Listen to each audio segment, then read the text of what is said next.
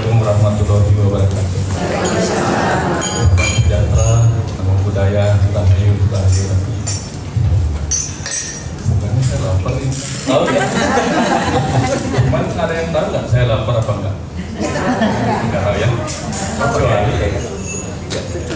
nggak ketahuan kalau saya lapar ya. Tapi begitu saya makan dan saya lahap makan, ketahuan nggak saya lagi lapar? Jadi ketika saya begini, Kang Abu begini, ketahuan nggak saya lapar? Laparnya itu nggak mewujud sampai saya mewujudkannya dengan makan apa yang berwujud. Jangankan Tuhan yang tidak berwujud, bahkan lapar yang tidak berwujud pun kita susah membedakannya. Ya tak? Saya hanya menguatkan. Ini saya buku sama Kang Abu kan jago sulap nih. Saya mau Bapak Ibu lihat, ya, saya mau mengeluarkan sebuah potensi terpendam saya, Kang Abu. Nanti silahkan nilai apa yang saya gambar ini indah apa tidak. Saya akan menggunakan kekuatan saya, ya. Nanti apa yang saya gambar ini coba Ibu nilai. Lalu kalau indah tepuk tangan, kalau nggak indah nggak usah tepuk tangan, ya. Ya, perhatikan apa yang saya gambar ini. Ya, perhatikan. Nah, sekarang lihat. Sekarang itu indah apa tidak? Indah apa tidak? Oke. Ternyata ketika apa yang saya ciptakan itu tidak mewujud, maka kita nggak tahu itu indah apa tidak. Oke ya? Yang menarik pada Tuhan itu kemarin saya dihadirkan Kang Abu. Ini ada seorang teman, dia bingung, kenapa sih saya nggak dihargai? Padahal saya sudah profesor, sudah jabatan tinggi, kenapa saya nggak dihargai sama orang-orang? Tiba-tiba dialirkan. Tahu nggak kenapa Tuhan itu dihargai, bahkan dipuja-puja, meski tak seorang pun pernah melihatnya? Kenapa Sang Pencipta yang tidak berwujud, yang tidak kelihatan oleh siapapun, tapi begitu dipuja-puja? Karena Dia menunjukkan ciptaannya. Sang Pencipta mungkin kita nggak bisa lihat, tapi kita tahu Sang Pencipta ada dari keanekaragaman ciptaannya itu. Nah, kita mau dihargai, bahkan sudah mewujud sebagai ciptaan ini, ingin dihargai, tapi bahkan tidak menciptakan apapun. Betul ya? Bagaimana kita mau dihargai ketika kita bahkan tidak menciptakan apapun dalam kehidupan kita? Sementara Dia yang tak berwujud, yang tak terlihat, tak terdengar kata-katanya, tetapi kenapa begitu dipuja, dihormati, bahkan luar biasa dicintai? Karena Dia menunjukkan banyak ciptaannya, kita satu pun tidak. Lalu saya nanya, Kang Abu, terus gimana dong saya menunjukkan ciptaan saya gitu? Kan kamu punya alam semesta sehingga kamu bisa menciptakan banyak hal gitu. Lah, kan sudah aku titipkan alam semesta kecil, yaitu dirimu sendiri, tubuhmu sendiri. Lalu apa yang kau ciptakan dengan bahan-bahan di alam semesta kecil tubuhmu itu? Apa yang kita ciptakan? Kita bahkan berserah kepada Tuhan, ciptakanlah takdirku, ciptakanlah nasibku. Lalu kita ngapain di sini dalam tubuh ini sebagai Dia yang sedang mewujud dalam tubuh ini, tidak menciptakan apapun. Ya kan? Kita adalah ciptaan yang seharusnya menciptakan. Manusia menciptakan komputer, tapi kalau komputer tidak menciptakan apapun dengan aplikasinya, berguna nggak ini? Kita menciptakan mobil, tapi mobil nggak menciptakan perjalanan, berguna nggak ya? Lalu Tuhan menciptakan kita, dan kita tidak menciptakan apapun, berguna nggak kita? Oke.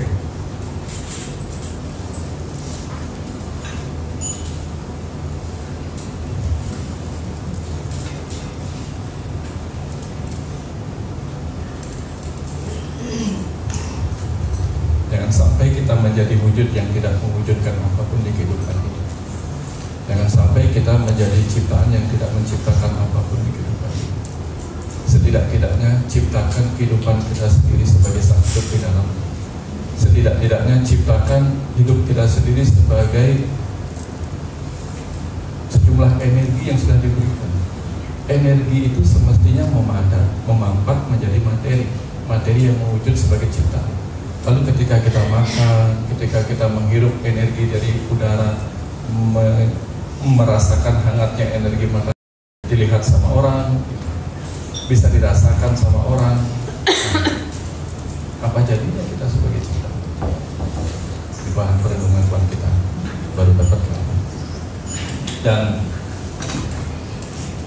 sebagai ciptaan ini apa sih buku manual yang bisa saya pakai untuk menciptakan ini? Kan setiap HP beli baru, semua laptop beli baru ada buku manualnya.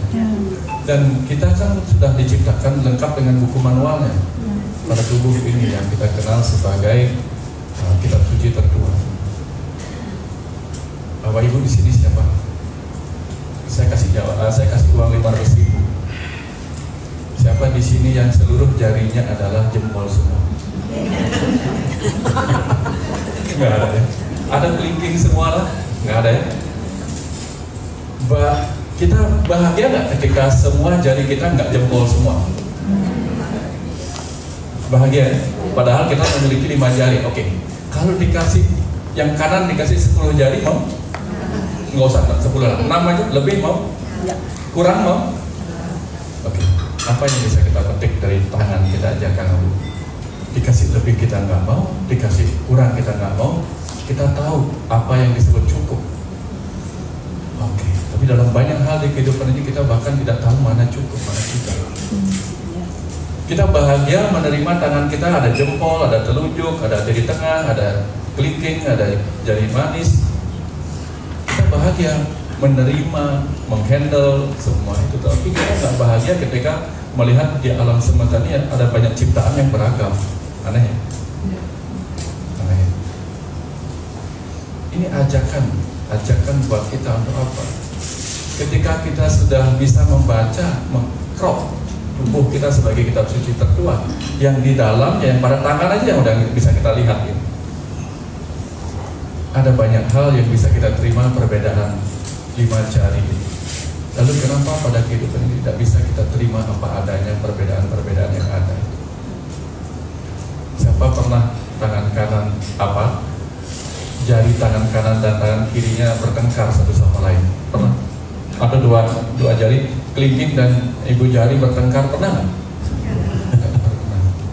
Tapi kita kenapa harus bertengkar sebagai jari? Ini kita kan jari-jari semua, ya kan? Kita jari-jari semua. Coba lihat jari kita ada berapa ruas? Ada berapa ruas? Tubuh kita ada berapa ruas? 3. Kita semua jari-jari. Kalau jari dipakai untuk sebagai penunjuk, kita semua adalah penunjuk. Penunjuk kehadiran apa? Penunjuk kita mau kemana sekarang dalam hidup. Ya kan? Pertama, ajaran dari jari adalah apa? Kita bisa menerima jari kita berbeda-beda satu sama lainnya. Maka kita juga harus belajar menerima keragaman yang ada di kehidupan ini dengan jari-jarinya itu. Ya kan? Ada yang jari jempol kanan, jempol kiri. Ya, di kehidupan ini selalu ada dualitas seperti itu. Hebat nggak ibu jarinya Bapak Ibu? Dia bisa mengambil kerikil yang kasar sampai tepung yang paling halus, betul kan? Dia bisa menyentuh sesuatu yang paling hangat dan bisa menyentuh sesuatu yang paling dingin, betul kan? Dan dia bisa merasakan dengan keikhlasan yang sama rasa. Nggak ada, dia nggak pernah menerima. Aku nggak mau mencicipi rasa manis, rasa apa, rasa panas. Aku hanya maunya yang sejuk-sejuk aja. Pernah nggak tangan begitu? Nggak. Tapi kita selalu memilih, oh saya maunya yang ini nggak mau. Bahkan kita, saya maunya yang berat, yang ringan, nggak mau yang berat. Tangan kita pernah nggak memilih berat dan ringan? Enggak. Ini ajakan buat kita. Nah, dari sini kita paham banyak hal. Dari bagian tangan aja kita sudah dilatih banyak hal. Belum lagi kalau kita masuk lebih ke dalam lagi. Bapak Ibu tahu organ hati ya? Organ hati tugasnya apa? Salah satunya dalam ilmu medis adalah apa? Menetralisir racun sehingga tidak menjadi sakit. Tapi kita punya hati mau menetralisir racun nggak? Enggak. Malah sakit hatinya duluan. Iya kan? Kan semua racun yang masuk melalui makanan diatasi oleh hati kita sebagai tempat memproduksi antibodi yang paling besar. Tapi hati kita, hati jiwa kita, hati kan ada dua, hati tubuh dan hati perasaan kita. Di perasaan kita alih-alih dia dipakai untuk menetralisir hal-hal yang masuk, tapi malah kita yang mengizinkan apa yang netral di luar menjadi menyakitkan di dalam. Betul nggak? Balik ini kan harusnya kan yang tampak toksik di luar masuk ke perasaan kita jadi netral. Ini kebalik. Iya. Yang baik-baik yang netral-netral di luar masuk ke sini jadi sakit hati. Iya. Dia nggak menyapa sakit hati, dia menyapa sakit hati. Ngapain sih dia nyapa-nyapa? Betul kan?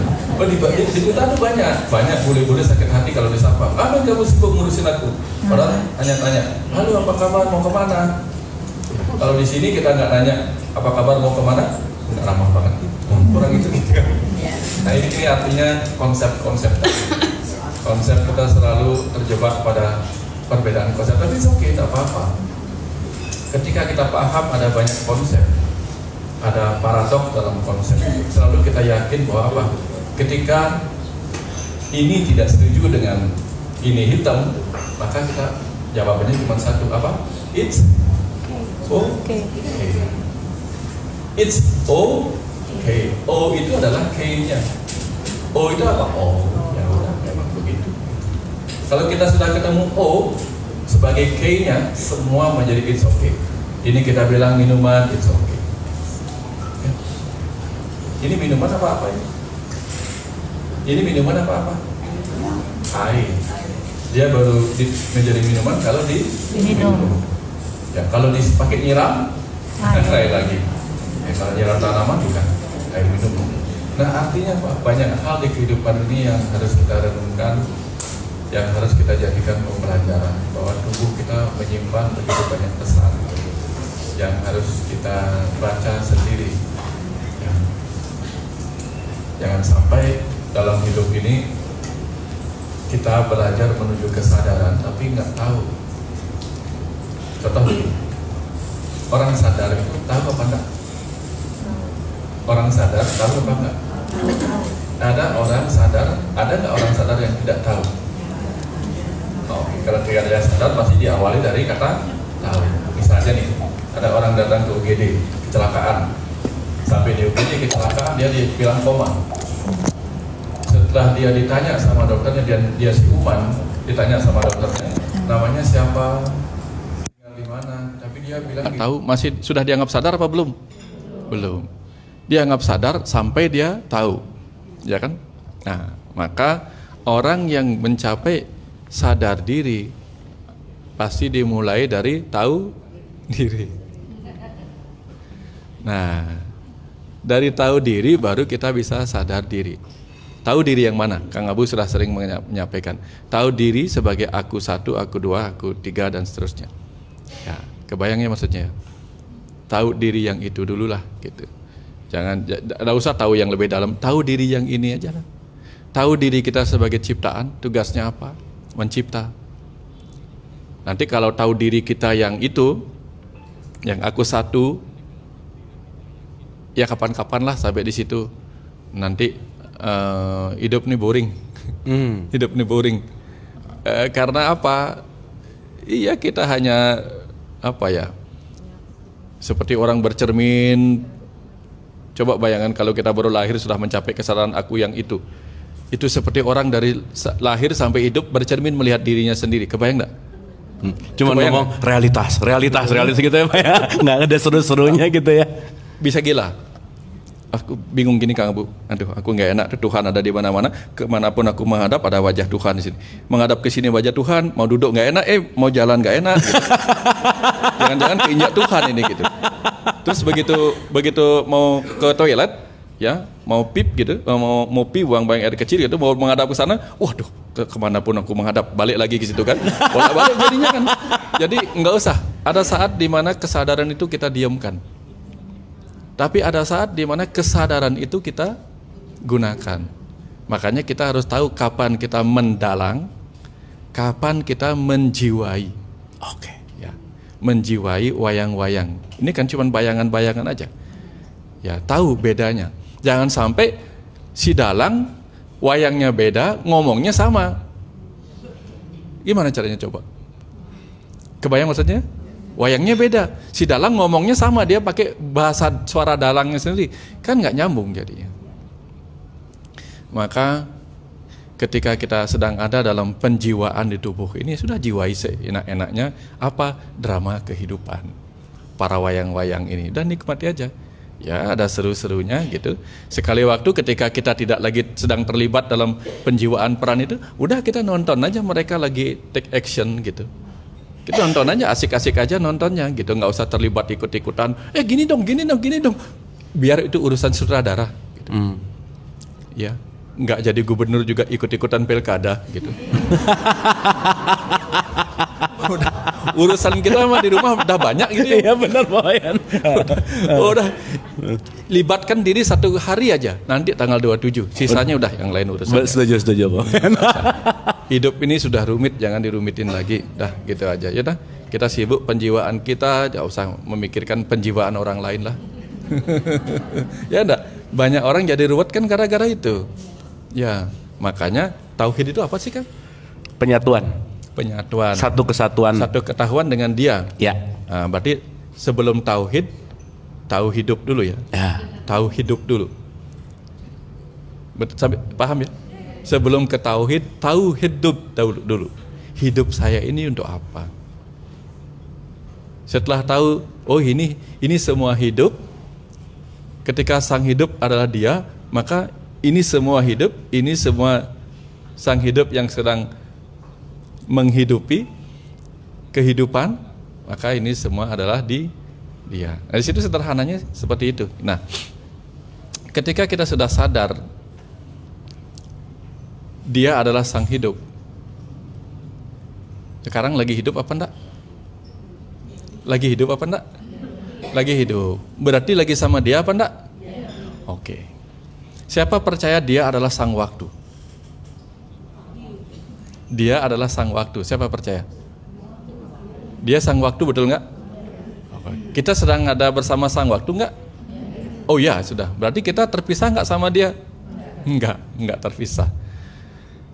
Lalu dia itu ada di semesta raya di mana-mana, betul enggak? Ya, kita sedang ada di mana? Menjadi bagian di dalamnya. Kita terpisah apa enggak? Jadi yang kita cari itu kemana terus? Kita hanya perlu being.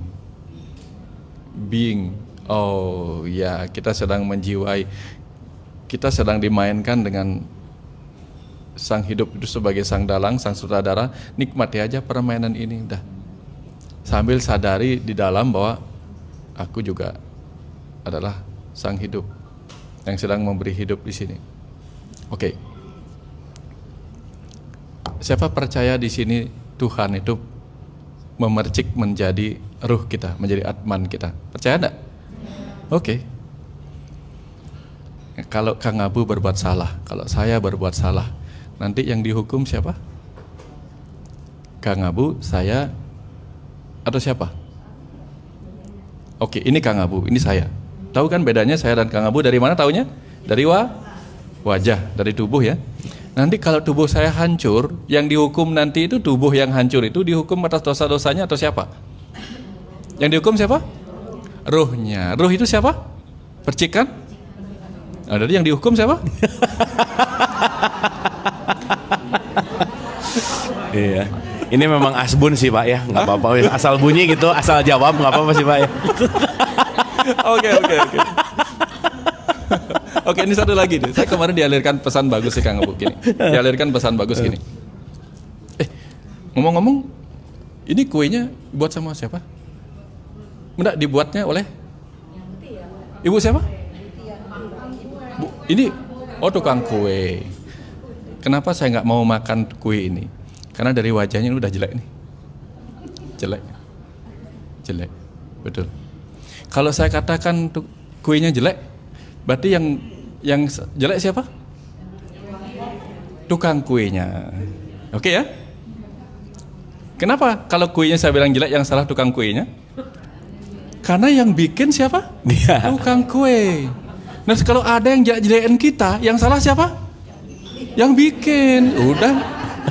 Jadi kalau ada kamu jelek, yang kamu bilang jelek bukan aku, kan sang pencipta dibilang jelek, ya nggak? Tapi itu Kang Buya, bener ya? Bener nggak? Tapi kan yang sakit hati kok kita. Kebayang nggak? Pernah nggak? Ini kuenya ini jelek, sakit hati nggak si kue? Kuenya nggak sakit hati, ya nggak? Yang beliin sakit hati, Yang Pak. beliin sakit hati. Yang beliin sakit hati.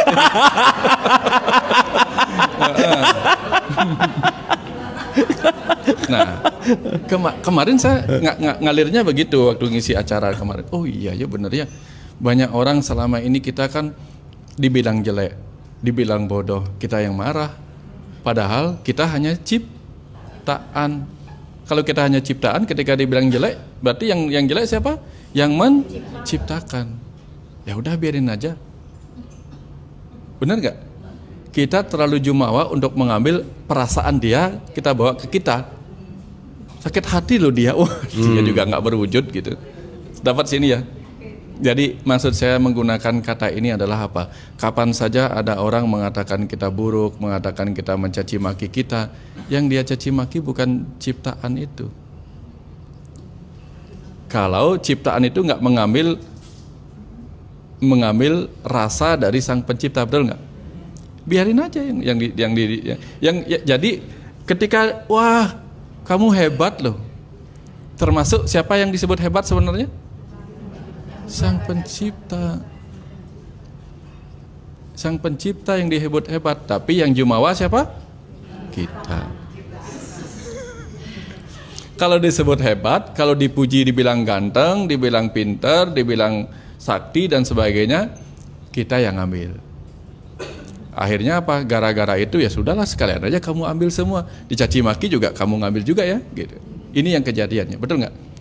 Jadi kapan kita nggak jumawa mengambil apapun yang kelebihan yang kita diberikan sama sang pencipta, saat itulah kita juga tidak akan terlalu terpuruk ketika dicaci maki. Karena nggak penting banget bagi kita. Kenapa? Yang dicaci maki juga bukan aku, yang dicaci maki adalah sang pencipta. Kalau ada handphone ini, ada handphone dengan merek tertentu dibilang jelek. Yang disebut jelek itu produsennya apa handphonenya? Kan produsennya. Ya kan? Nah, kita ini kan sering bingung dalam kehidupan ini. Kita memuji Tuhan lalu menjelekkan ciptaannya. Aneh kan? Aneh, Pak, bener. Ini hal paling aneh. Tapi kapan kita benar-benar mengenali Dia sebagai Sang Maha Mencipta, kemanapun kita menghadap yang kita lihat adalah kekaguman-kekaguman. Hebat. Ya enggak? Kalau kita misalnya kagum dengan produsen merek A, apapun produksinya pasti kita kagum. Nah ini kita kagum sama Sang Pencipta tetapi menjelek-jelekkan ciptaannya, pilih-pilih. Nah ini ciptaanmu yang jelek, berani nggak ngomong gitu? Ya Tuhan. Tetapi sering sih saya dengar, Tuhan, kok ada sih ciptaan kayak gini? Ada ya?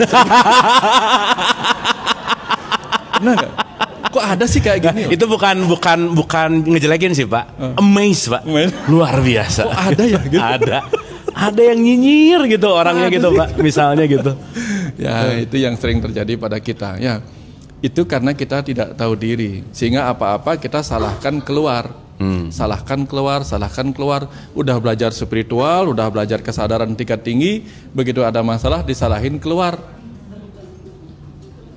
Itu akan membuat kita langsung kelas kita jatuh di bawah tukang judi togel. Tukang judi togel itu pernah nyalahin orang lain nggak? Ketika dia otak-atik nomor, begitu dia salah pasang nomor, yang disalahin siapa? Kayaknya ini bener deh. Kayaknya 69 yang keluar. Begitu keluarnya salah, apa yang dilakukan? Kayaknya aku kurang lagi sedikit deh. Aku kurang menghitung lagi sedikit. Nggak pernah dia nyalahkan bandar, nggak pernah. Yang dia salahkan, kayaknya aku deh. Padahal tadinya ketika masang tuh dia sudah yakin, ini pasti menang. Jadi ramalan Mbah Bejo sudah saya sudah tafsirkan sedemikian rupa, betul nggak? Tapi ketika tafsirnya salah, dia nggak pernah nyalahin orang lain. Dia nyalahin tafsirnya sendiri. Harusnya ini bukan angka 1, ini harusnya angka 2. makanya keluarnya 27. Aku malah masangnya 17. Kebayang maksudnya? Tukang togel aja ketika ada masalah dia nyalahin dirinya sendiri. Orang-orang beragama, orang-orang belajar spiritual, ketika ada masalah dia nyalahin orang lain. Iya Kang, betul ya? Ini fenomena amazing. Amazing. Kita lucu-lucuan ya. Kadang ya itu kita ketika belajar agama, belajar spiritual itu memang sering-sering begitu gitu. Ketika ada masalah yang kita salahkan bukan cara kita menafsirkan agamanya. Ya, agamanya kita salahin. Ya, bahkan ajarannya lah kita salahin. Yang salah kan tafsiran kita. Ya. Tapi kita nggak pernah nafsirin ini. Nggak pernah kita nyalahin apa yang kita tafsirkan. Nah, ini bahan perenungan kita kembali. Ya. Nah, sehingga selalu ingat, begitu kita nyalahin orang lain, langsung duduk gini. Kalah lagi aku sama tukang togel gitu. Ya kan? Selalu ingat begitu. Udah beragama dari lahir sampai sekarang beragama gitu. Tetap aja nyalahin orang lain gitu. Jangan sampai. Ya enggak? Ya, bahan perenungan. Kemudian ketika mau mencaci maki orang lain, jangan lupa yang dicaci maki adalah Sang Pencipta. Sederhana kan? Aplikasi 2 aja. Jangan nyalahin orang lain, jangan kalah sama tukang togel. Begitu mau mencaci maki, ingat yang kita caci maki adalah Pencipta, yang menciptakan. Begitu kita mencaci maki kue ini, yang beli marah, yang bikin marah. Ketika kita mencaci seseorang, kita langsung mendowngrade perjuangan seorang ibu yang melahirkan dengan susah payah seorang anak yang kita jelek-jelekkan itu. Ya. Kira-kira itu dulu sedikit Kang Abu. Oke. Renungannya. Keren. Boleh tepuk tangan dulu Ibu dan Bapak, asik ya. Tapi Pak Wayan tahu banget tentang togel, kayak pengalaman gitu Pak Wayan ya. Oke. Ya itu sih ya Ibu dan Bapak, once kita tahu bahwa segala sesuatu yang udah disampaikan sangat simpel itu berarti disampaikan sama orang yang ngerti banget gitu ya intinya. Jadi kalau Pak Wayan nyampein itu simpel karena memang ya top of the line dari knowledge lah gitu intinya. Baik, mungkin kita akan seru kalau kita akan banyak berdialog gitu Ibu dan Bapak, mumpung ada Pak Wayan juga di sini. Mungkin ada yang mau berkontribusi, entah itu pertanyaan atau apapun berkaitan sama obrolan kita atau tidak, kita open to discuss gitu. Silakan Ibu Bapak. Any question kah? Mangga, kalau ada yang mau disampaikan, ada yang mau diutar. Ya, mangga Ibu, silakan. Boleh banget. Mangga Pak, punten.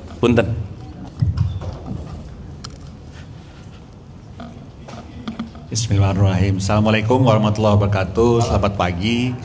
Atur nuhun Pak Wayan, Kang Abu atas waktunya dan berkenannya membantu menyadarkan kita semua gitu ya. Insya Allah tambah bermanfaat terus, sehat, dan kitanya tambah sadar semuanya. Pertanyaan saya tuh sebenarnya masih mirip-mirip dengan pertanyaan yang lama gitu ya, dalam arti gini, dalam konteks kita ingin terus-menerus memperbaiki diri, memperbaiki mungkin kelakuan-kelakuan kita, termasuk nauzubillah min dzalik yang sering terjadi adalah kita melakukan judgement gitu ya terhadap diri sendiri ataupun orang lain, yang seperti tadi gitu ya, bahwa bagus, jelek, apapun lah ceritanya. Tapi di sisi lain kita sebagai manusia biasa juga harus menjalankan tugas, fungsi dan peran kita, terutama misalnya seperti seorang kepala keluarga atau siapapun yang menjalankan aktivitas sehari-hari di rumah ataupun di kantor misalnya ya, berhadapan dengan situasi di mana memang tidak semuanya sejalan atau selaras dengan aturan main yang sudah disepakati dan dibuat, misalnya aturan main perusahaan. Ada saatnya kita menyatakan bahwa sesuatu itu salah dalam tanda petik dan kemudian mencoba untuk bisa memperbaiki atau bahasanya menselaraskan. Nah ini nggak mudah kan gitu ya konteksnya, apalagi misalnya profesi-profesi tertentu yang sangat ekstrim seperti hakim, aparat penegak hukum dan lain-lain, ya yang seolah-olah, mohon maaf, seperti separuh Tuhan gitu kan, ya yang bisa menentukan nasib manusia bahkan sampai dengan hidup dan mati. Nah ini kalau udah sampai berhadapan dengan konteks situasi seperti itu, bagaimana mungkin kita mencoba memposisikan diri kita dikaitkan dengan proses sadar diri kita. Terima kasih. Baik, mungkin langsung direspon dulu ya Pak Wayan. Kita tepuk tangan dulu, pertanyaannya keren banget. Dalam realitas gitu Pak Wayan, memang ya kadang-kadang kan kita harus tega juga gitu bahwa ya ini melanggar hukum, maaf ya, misalnya harus ada hukum mati gitu, tapi kata Pak Hiram juga setengah Tuhan bahwa yang menentukan kehidupan kematian seseorang ada di tangan hakim gitu misalnya. Nah, progressing itu supaya mungkin ini align dengan keseharian kita dalam konteks realitas gitu. Silakan Pak Wayan. Oke. Terima kasih Pak. Bicara tentang profesi tadi dia, tentang salah benar begitu. Saya barusan dapat pesan begini, boleh kita menyebut sesuatu salah, tapi ketika kita ingin membenari, lakukanlah dengan cara yang benar. Kadang-kadang kan sesuatu yang salah kita ingin benarkan, tapi kita lakukan dengan cara yang salah, akhirnya ujung-ujungnya jadi salah. Misalnya nih, anak kita lagi salah nih, tapi ketika cara kita menyampaikan, mengingatkannya dengan cara yang salah, malah menjadi masalah. Ya enggak? Karena dari kata salah itu menjadi masalah. Kenapa salah menjadi masalah? Karena kita nggak benar, sehingga kita perlu membenari, menambah pengetahuan kita tentang kebenaran. Kenapa kita perlu menambah pengetahuan tentang kebenaran dan tidak pernah berhenti? Karena begini, dulu kalau kita menyebut orang kaya itu kan jutawan, Kang Bu ya. Ya. Kalau sekarang menyebut orang kaya masih tidak jutawan. Iya. Sultan sekarang. Sultan. Jadi uangnya bukan jutawan lagi kan. Nah, dulu kalau kita masih kecil-kecil itu udah tahun 80-an kita dikasih bekal itu 1.000 rupiah cukup kan? Cukup, bisa beli banyak hal. Apalagi kalau dikasih 100.000 cukup beli banyak hal. Kalau sekarang dikasih 100.000 bisa beli apa coba? Jadi ada inflasi nilai uang. Pengetahuan pun ada inflasi pengetahuannya. Apa yang dulu kita anggap, oh ini sudah pengetahuan yang hebat, suatu ketika nanti akan menjadi pengetahuan yang sudah nggak hebat lagi. Betul. Kalau kita nggak update pengetahuan kita, termasuk urusan profesi itu.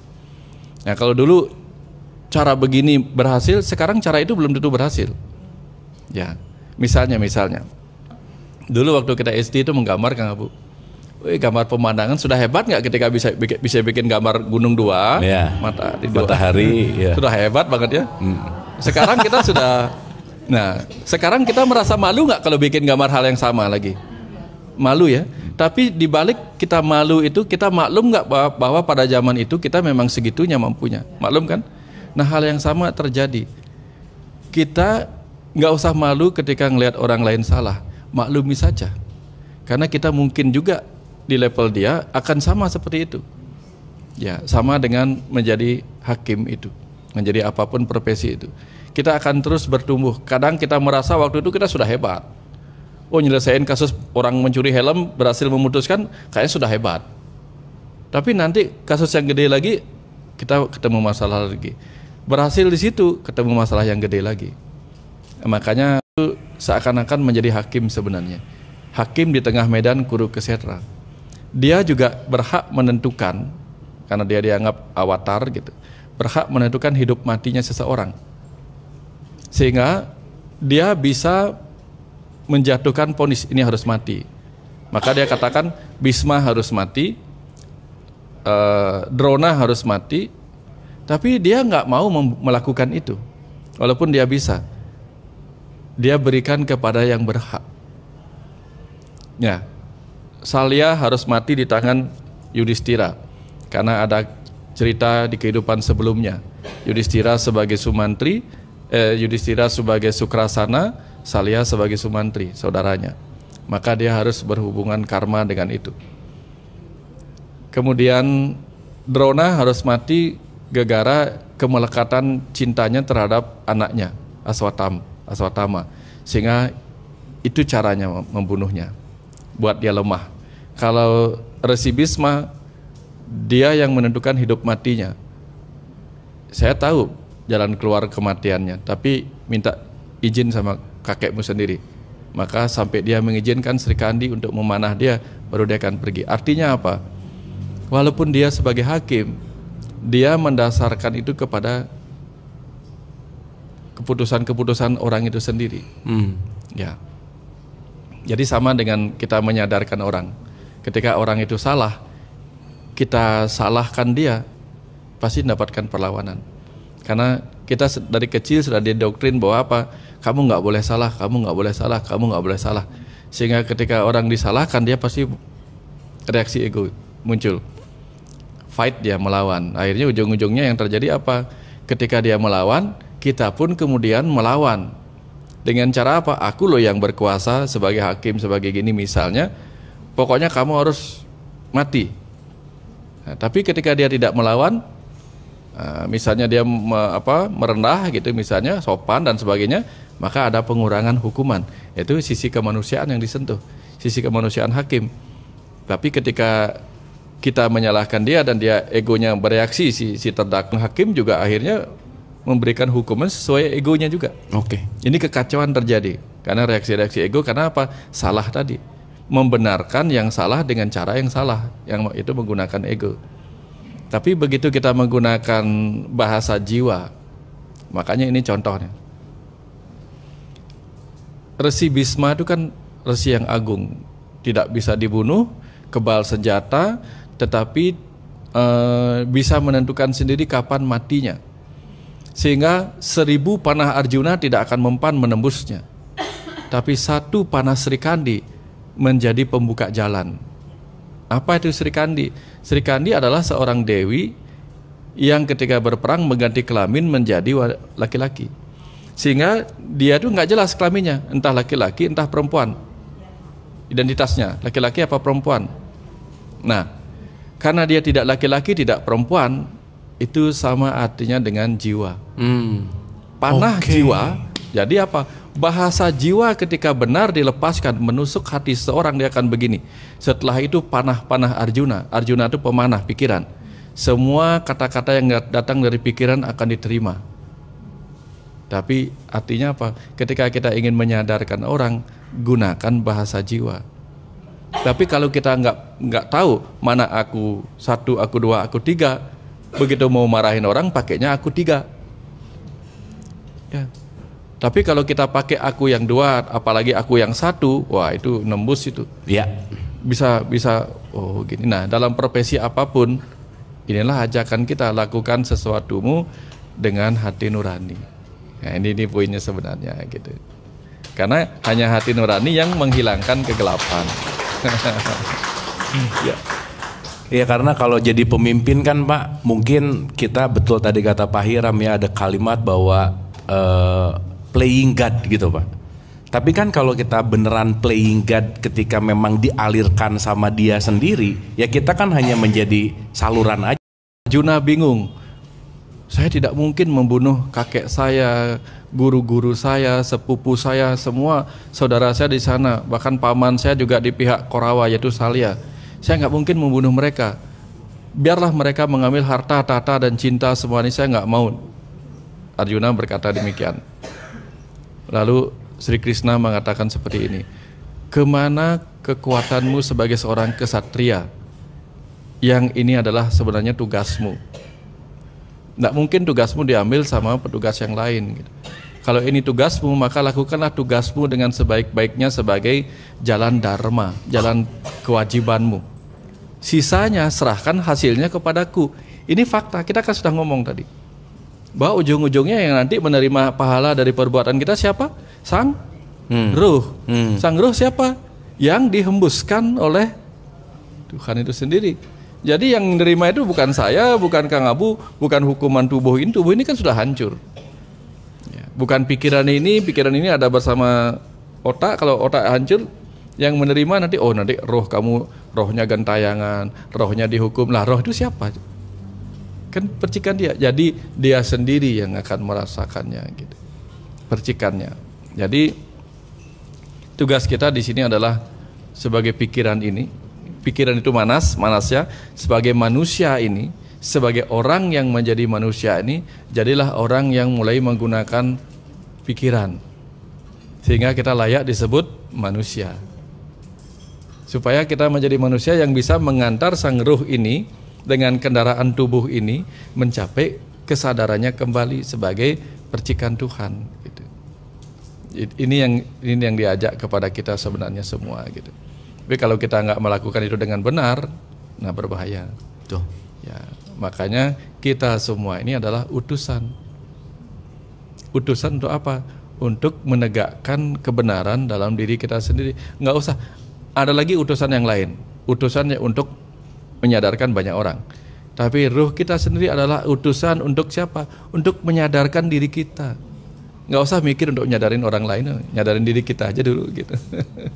Ya. Karena begitu kita bisa menyadarkan diri kita sendiri, sesungguhnya kita sudah menyadarkan satu alam semesta kecil yang sedang kita tempati. Ya, kadang-kadang kan kita aja nggak beres dengan diri kita, betul nggak? Ya, perut lapar kita nggak kasih makan, perut tubuh ngantuk, mata ngantuk, kita nggak kasih tidur, betul nggak? Ya, kita aja nggak selaras, nggak harmonis dengan diri kita. Jadi maklumi kalau kita kadang susah harmonis dengan orang lain. Tapi kapan kita bisa harmonis dengan segala dualitas diri kita? Saat itu kita dengan mudah bisa harmonis dengan orang lain gitu aja. Jadi ini bahan evaluasinya. Kok saya nggak bisa harmonis sih dengan dia? Tanda-tanda kita belum harmonis dengan diri kita. Ya. Bapak Ibu semua udah nikah ya? Udah nikah?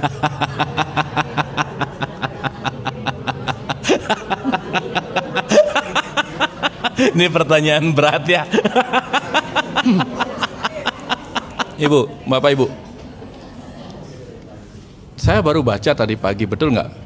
Nikah itu artinya bersetubuh, betul nggak? Saya baru baca. Nikah al-nikah ya, dalam bahasa Arab artinya bersetubuh. Munakahat sih Pak. Ya, Iya, iya. bersetubuh artinya kan. Penyatuan, ya, bersetubuh. Gitu.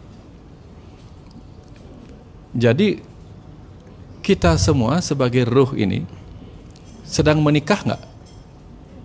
Ya, bersetubuh dengan satu tubuh ini, betul nggak? Tapi kita konflik nggak dengan pasangan hidup kita? Kang Abu nikah umur berapa? Jadi lupa ya bentar Pak. Nggak apa-apa. Minimal di atas umur 20 ya. Iya. Di atas umur 20. Iya. 25 Pak. Rata-rata kita menikah di atas umur 20. Saya 25. Ya. Tapi ruh kita menikah dengan tubuh kita kapan? Sejak dari dalam rahim, dalam kandungan, sejak dibentuk sampai nanti dia terpisah oleh kematian. Oke. Tapi bahkan dengan pasangan hidup kita, dengan soulmate kita ini aja kita nggak selaras, betul nggak ya? Makanya orang yang tidak selaras dengan pasangan hidupnya, suami istrinya, tanda-tanda dia juga belum selaras dengan pasangan hidup sejatinya yang diajak dari lahir sampai mati nanti. Anak-anaknya siapa? Si pikiran ini anak-anaknya. Si pikiran ini kan anak-anak yang nakal, pingin ini, pingin itu. Si ibu ini, si tubuh ini yang ngantar ke sana, ngantar ke sini, betul nggak? Si ruh menemani, si ayah menemani juga. Kalau ayah ninggalin bisa hidup nggak dia? Jadi si pikiran ini, si anak ini adalah diri kita yang disebut manusia ini adalah si anak kecil yang kemana-mana minta diantar sama ibu dan bapaknya, tubuh dan ruhnya. Nah, kemana si anak ini harus diantar?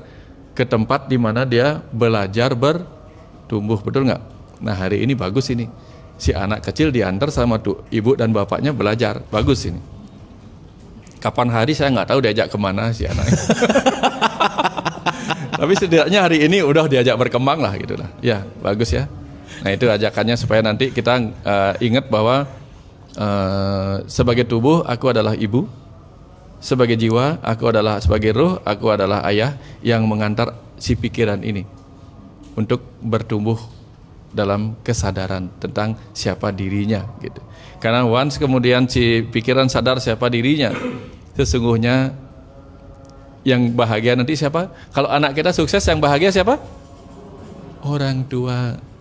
Kalau si pikiran ini sukses mencapai kesadaran, yang bahagia siapa? Sang ruh yang merupakan percikan dia.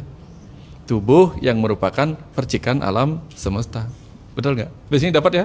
Agak berat nggak? Enggak, udah hebat nih, sudah biasa. Mantap, Pak.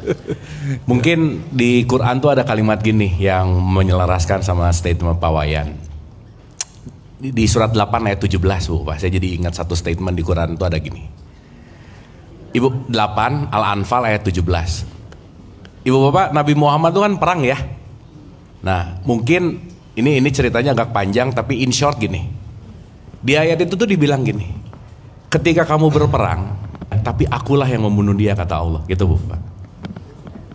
Artinya kalau aku 3 diserahkan ke aku 2, apalagi ke aku 1, maka aku 3 ini sedang hanya dialirkan nggak Bu Pak?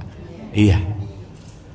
Berarti katakanlah kalau tadi misalnya ada seorang atasan yang harus apa ya, memecat gitu misalnya. Ya itu kan gini. Ibu Bapak, kita penting membedakan antara marah dan menegur, Bu. Menegur, kasih teguran. Beda nggak Bu Pak? Beda. Kalau marah itu meluapkan emosi, tapi kalau menegur itu mendidik gitu. Nah kalau aku 1, aku 2 itu statementnya menegur, bukan marah. Nah artinya saya setuju banget sih bahwa dalam setiap profesi ketika kita mengalirkan aku 1, maka ya kembali tuh, begitu mengikuti hati nurani, apapun yang terjadi pasti itu yang penting untuk dialirkan gitu. Dan nanti kita ngerti bahwa kalau kita udah melampaui dualitas ya kita akan paham banget bahwa apa yang terjadi ya semuanya sudah pada ukuran yang paling pas gitulah kira-kira. Gitu mungkin Pak Wayan ya. Oke. Terima kasih Pak Hiram, mudah-mudahan menjawab, hatur nuhun. Terima kasih. Satu lagi mungkin Ibu Bapak, dari ibu-ibu mungkin, silakan. Ini nanyanya ke Kang Abu apa Pak Wayan? Iya, ke Pak Wayan aja. Oh iya. Nyala ya. Bunyi nggak? Oh ya. Om Swastiastu Pak. Ini otak saya suka berhayal. Jadi gini, percikan Allah itu diturunkan ke wadah manusia masing-masing dengan pengalaman yang berjuta umat. Dalam pikiran saya, apakah pencipta ini tidak bisa menurunkan atau masuk ke posisi sebagai manusia sehingga Yang Maha Esa itu mengutus manusia untuk Yang Maha Esa itu mengalami pengalaman manusia yang masing-masing unik dan beribu ragam. Itu aja pertanyaannya. Tujuannya itu karena kan dibilang Maha Pengasih dan Penyayang, tapi kalau dibalik itu apakah beliau juga ingin merasakan punya keterbatasan pengalaman sebagai tubuh manusia?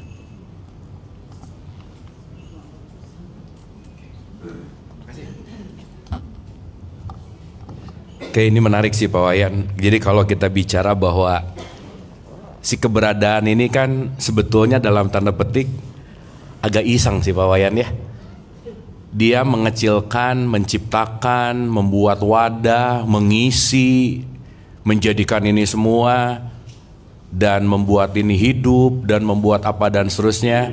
Di satu sisi dia yang tidak terbatas sekarang lagi diterkurung dalam keterbatasan gitu. Nah ini menarik memang bahwa sebetulnya hidup ini tuh apa tujuannya, dan tujuan kita diciptakan ketika ketidakterbatasannya dia kok sekarang menjadi terbatas dalam individu yang banyak sekali. Nah apakah salah satu tujuannya itu juga adalah untuk mengalami semua rasa ini gitu? Silakan Pak Wayan. Ya. Ini pertanyaan dalam sekali. Dengerin saya nyanyi Bu ya. Setelah itu saya cuma nyanyi 1 menit 2 menit lah. Setelah itu tolong dikasih tahu nyanyian saya bagus apa enggak. Dengerin aja ya. Dengerin sekarang. Saya mulai dari hitungan 3, saya nyanyi dalam 1 menit lah. Nanti kasih tahu saya nyanyian saya bagus apa enggak. Dalam hitungan 3 saya akan nyanyi dalam 1 menit. 1, 2, 3.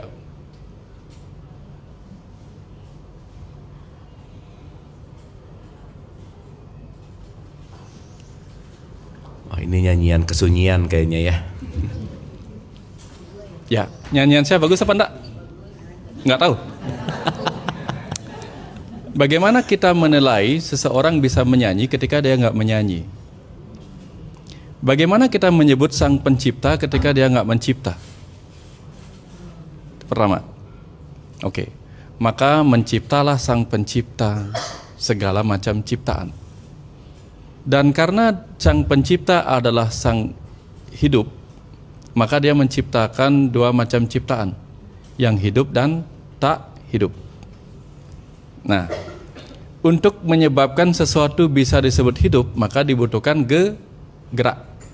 Nah, ini gelas ini hidup apa enggak? Enggak, karena dia enggak bergerak. Walaupun gerak, tapi geraknya disebabkan hal yang lain, betul enggak? Listrik ini hidup apa enggak? Hidup. Kenapa? Karena ada gerak. Gerakan apa? Gerakan aliran listrik. Ketika alirannya terputus, dia nggak ada gerak lagi, dia sebut mati. Manusia juga kalau nggak gerak disebut mati. Kalau hidup bergerak disebut hidup. Maka untuk bisa bergerak dibutuhkan dua kondisi yang berbeda, dari tempat tinggi ke rendah, dari positif ke negatif. Selalu demikian. Jadi dibutuhkanlah dualitas agar terjadi pergerakan.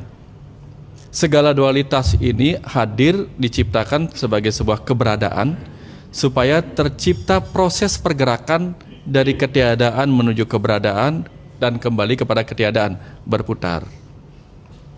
Listrik juga berputar melewati filamen-filamen jadi cahaya. Makanan ini juga berputar dari bumi ke dalam tubuh kita kembali ke bumi. Di sini dia mampir untuk menjadi energi yang menjadi gerak. Itulah sebabnya sang pencipta menciptakan dirinya berbeda dari yang tak terbatas menjadi yang terbatas agar bisa kembali kepada yang tak terbatas. Bayangkan kalau Tuhan tiba-tiba aja menciptakan kun fayakun, menciptakan pohon mangga aja semua tanpa pernah menciptakan bijinya. Bagaimana caranya menciptakan ketika buah mangga dimakan, bagaimana caranya menciptakan pohon mangga yang baru? Nggak bisa. Maka diciptakanlah pohon buah yang ada biji yang akan tumbuh kelak menjadi pohon baru. Dari benih jadi individu baru. Individu baru menghasilkan benih. Sama dengan kita. Kita adalah individu baru yang seluruh pengalaman hidup kita akan memadat menjadi benih kecil yang kita sebut sperma dan sel telur. Untuk nanti menyatu menjadi terbatas, hanya satu sel benih, untuk terus berkembang menjadi 50 triliun sel lagi. 50 triliun sel itu menjadi individu dewasa